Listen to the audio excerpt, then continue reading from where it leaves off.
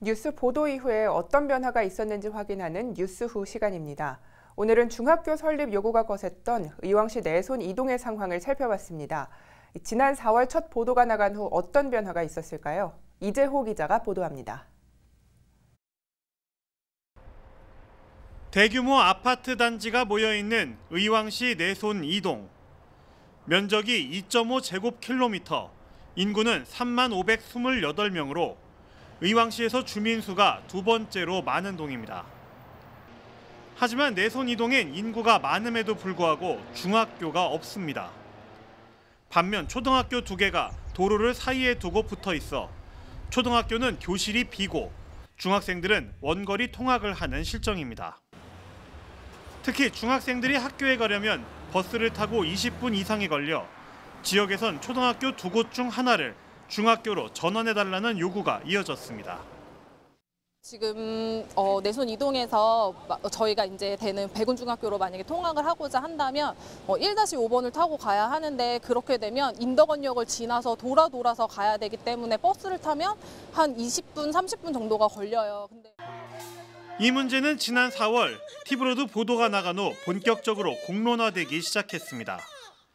학부모들은 대책위원회를 구성해 청와대에 국민청원을 넣었고, 뜨거운 여름 교육청 앞에서 수차례 농성을 벌이기도 했습니다.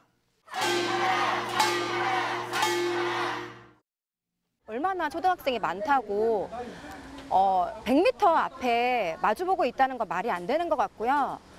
일단은 통합을 해서 그 나머지 하나 자리를 중학교로 만들어주시면 훨씬 더 빠른 방법이 될 텐데. 정치권의 노력도 이어졌습니다. 국회의원과 시장, 도의원들이 힘을 모아 교육청에 내손 이동 중학교 설립을 촉구했고, 교육청도 TF팀을 꾸려 본격적인 논의를 시작했습니다. 주민의 입장에서 보면 어떻게 2만 1,000명 사는 동네에는 중학교가 2개 있고 3만 2천 명 사는 동네에 중학교 하나도 없다는 게 말이 되느냐. 제가 기회 있으면 대통령한테도 가서 이 얘기를 꼭 하고 싶어요. 지역사회의 노력은 반년 만에 결실을 이뤄냈습니다. 교육청이 10년 이상 방치되고 있는 내손 이동 학교 부지에 중고등학교 통합형 미래학교 설립을 결정한 겁니다. 미래학교는 예술과 외국어, 직업체험 등 다양한 특성화 교육이 이루어질 혁신학교로 줄어드는 학생 수를 감안해 학급 수를 줄이고 중고등학교가 한 건물에 들어갑니다.